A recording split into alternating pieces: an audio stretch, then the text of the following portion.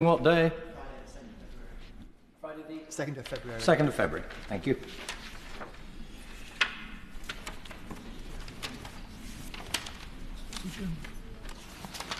I beg to move that this House does now adjourn. The question is that this House do now adjourn. Neale Hanvey. Thank you, Mr Deputy Speaker. Last night was Burns night, and I found myself reflecting over a couple of the bards' timeless "A man's a man for all that." The honest man, though age sae poor, is king of men for all that. And I open this debate in a spirit of honesty, truth and transparency, a trinity that has been lacking in most of my exchanges thus far with the Ministry of Defence over mounting concerns about the UK nuclear Trident programme. The spiralling costs of this programme, be they financial or human, demand an earnest response from ministers, something which has hitherto eluded the MOD, but I'm hoping for candour and honesty today, or in writing in the forthcoming weeks.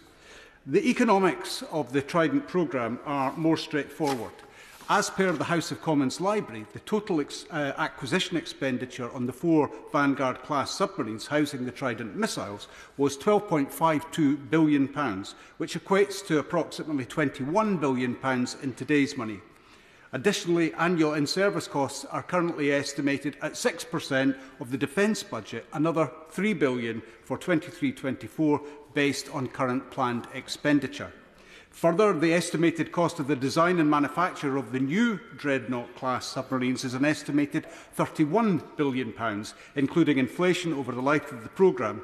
A £10 billion contingency has also been set aside, making the current potential total for replacement £41 billion. In-service costs are expected to continue at approximately 6% of defence expenditure. The National Audit Office has raised concerns over the impact of the MOD's nuclear programme based on the affordability of the Department's overall equipment plan. But the astronomical figures continue to be spent.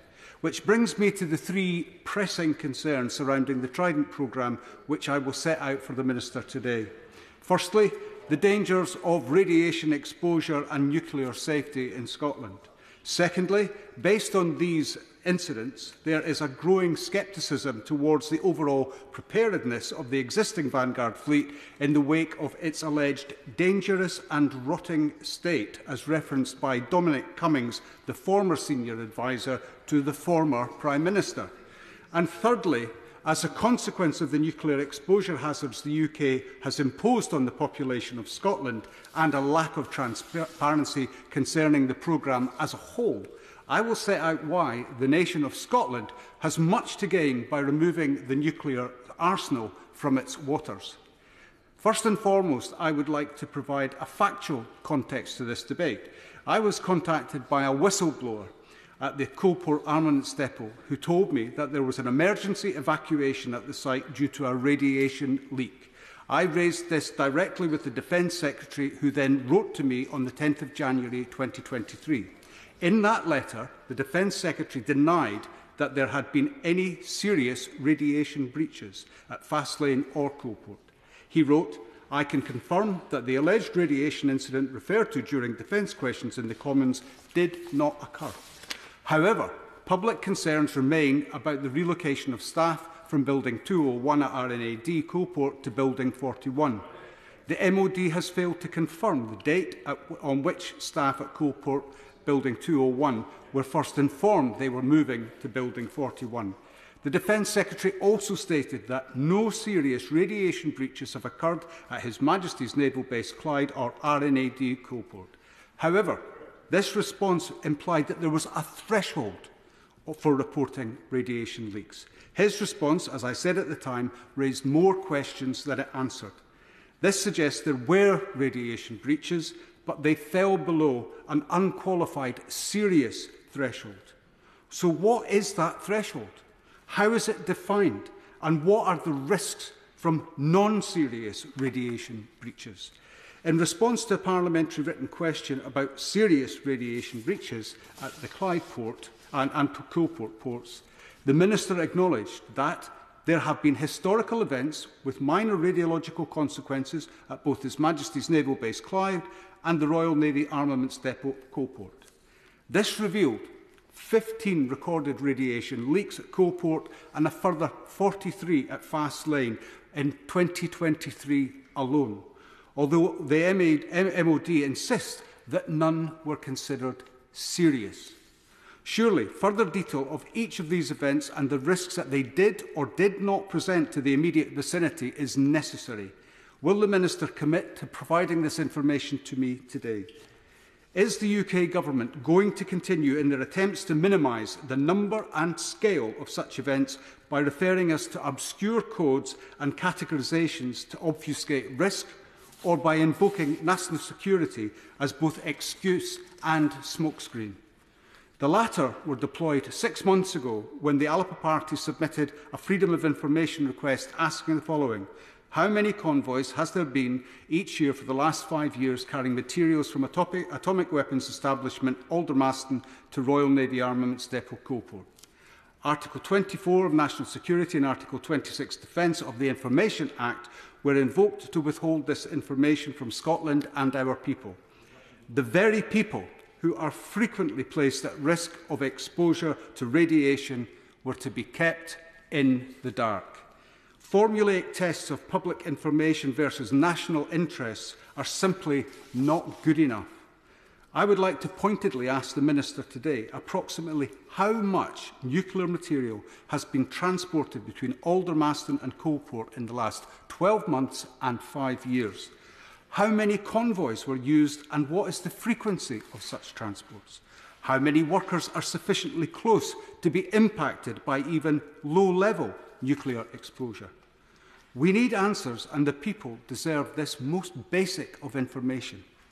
Even the details of potentially catastrophic incidents have received media coverage and are routinely denied to members and right honourable members of this House and the public alike, on the spurious grounds that the Ministry does not comment on operational matters in respect of submarines.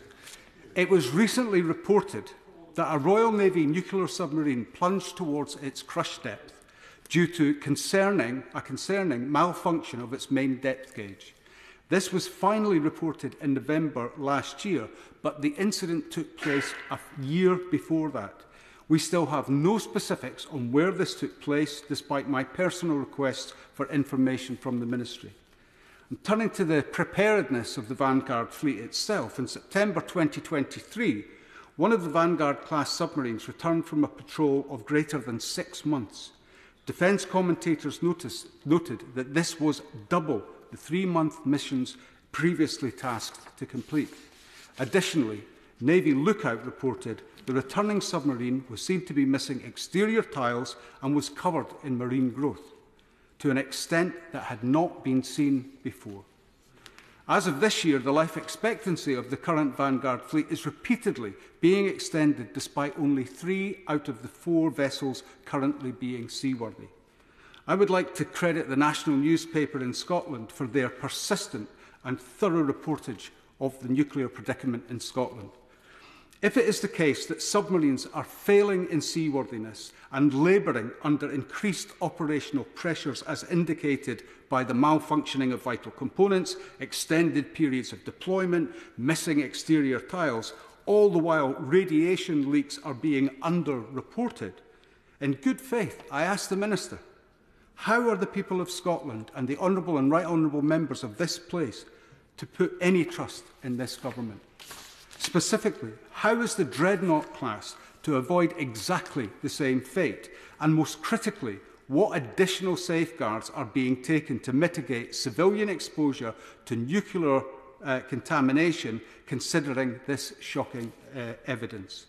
When the Chief Advisor to an erstwhile Prime Minister refers to the UK nuclear fleet as a horror show, I would hope that the Minister would come through with some degree of information and transparency and not merely rely on obfuscation. Which brings me to my third and final concern. Mr Deputy Speaker, this deficit in trust is one of the many reasons why the people of Scotland would benefit from becoming an independent state in lieu of being held in this union against our will. Burns not bombs was one of the galvanising messages of the independence movement in the run-up to the 2014 referendum. That slogan embodied a persisting sentiment against nuclear WMDs and their dangerous and corrosive impact on our country and the planet. Opinion poll after opinion poll shows the majority of the Scottish people oppose WMDs being hosted in Scotland. Whenever independence is mentioned to the UK government, their immediate reaction is to attempt to assert how the Scottish economy is better served as part of the United Kingdom. Within the realm of defence manufacturing, specifically, such an argument is as far from reality as you can get.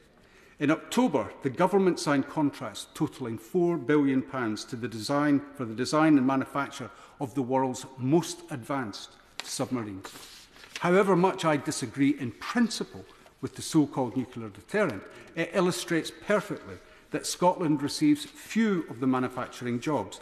They are located in Barrow-in-Furness, Rainsway and Derby. The jobs, the growth, the capital are yet again directed anywhere but Scotland. Meanwhile, the rotting hulks of dreadnought subs retired in the 1980s have been rusting away at Rosyth longer than they were in service. And the people of Scotland have a precarious future where key economic infrastructure like Grangemouth oil refinery are threatened with closure. As much as the current situation is bleak, I would not like to end my speech on a pessimistic note. Instead, I look to the future with hope.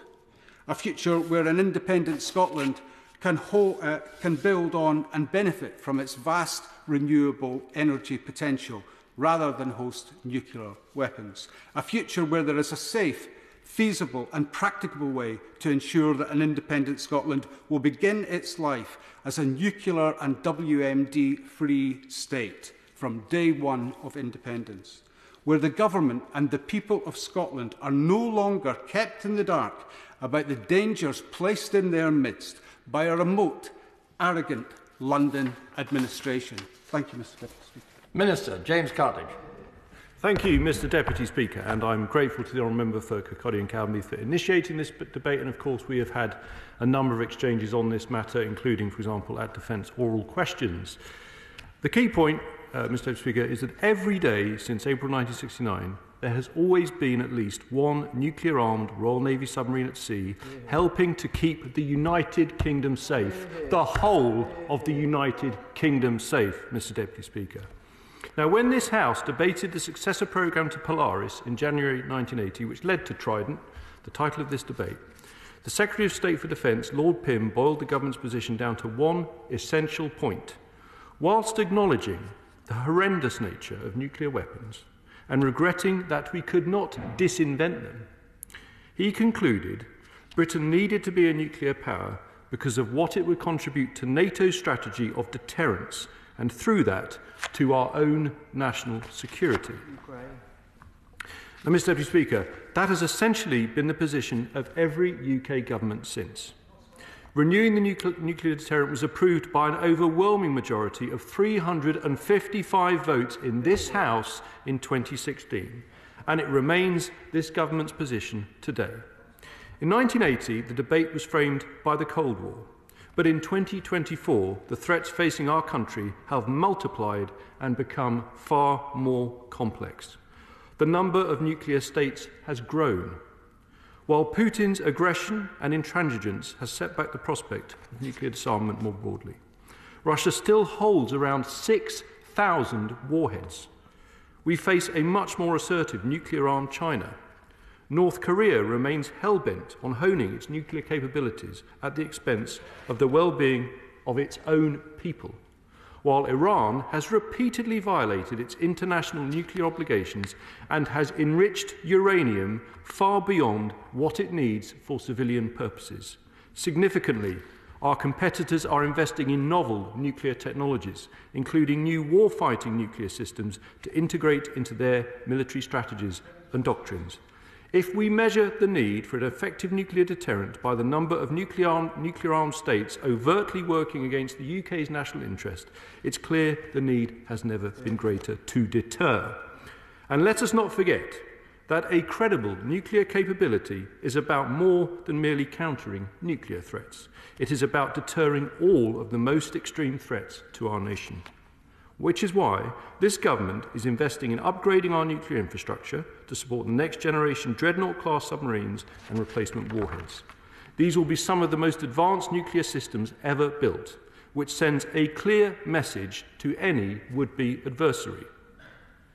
4 Dreadnought submarines will replace the Vanguard class that have maintained our nuclear deterrent since 1992.